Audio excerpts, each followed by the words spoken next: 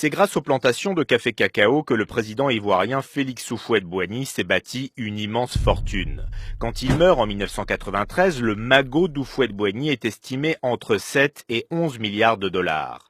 Cette fortune, le président ivoirien l'investit dans l'immobilier en France, un véritable monopoly. On ne connaît même pas exactement le nombre d'appartements qu'il a achetés pour ses enfants, pour des parents. Et en même temps, ça s'est étendu tout autour de l'ambassade de Côte d'Ivoire. Ça a commencé avec l'ambassade de l'avenue Raymond Poincaré.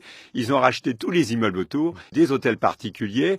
Il allait beaucoup à Marne-la-Coquette où il avait acheté 17 villas. Enfin, il était l'un des principaux propriétaires de l'immobilier parisien. C'était vraiment impressionnant. L'argent est placé dans des coffres en Suisse, essentiellement à la banque UBS, de l'argent qui suscite beaucoup de convoitises dans l'entourage du président ivoirien, un pillage de son héritage, estime l'avocat de la veuve d'Houphouët-Boigny, Jean-Paul Baduel. Elle a été totalement écartée de la succession. Il y a eu des courtisans qui ont utilisé des procurations, voire des fausses signatures, pour détourner les fonds ou pour faire fonctionner les comptes suisses, parce que c'est extraordinaire. Vous êtes mort et les comptes continuent à fonctionner, envoyer de l'argent à gauche à droite. Il faudra des explications précises. À partir des années 80, c'est une Française, Dominique Folloroux, qui gère ce patrimoine colossal, à la tête d'une agence immobilière AICI, implantée en France et en Afrique. Sa gestion intrigue un ancien conseiller du président Gbagbo, Bernard Oudin,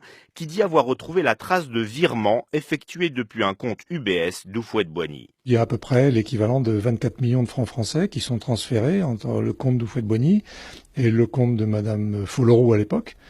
Et d'ailleurs sur des comptes qui sont ou à Sanary, c'est-à-dire en France, ou à Monaco, ou directement à Genève, à la société de banque suisse.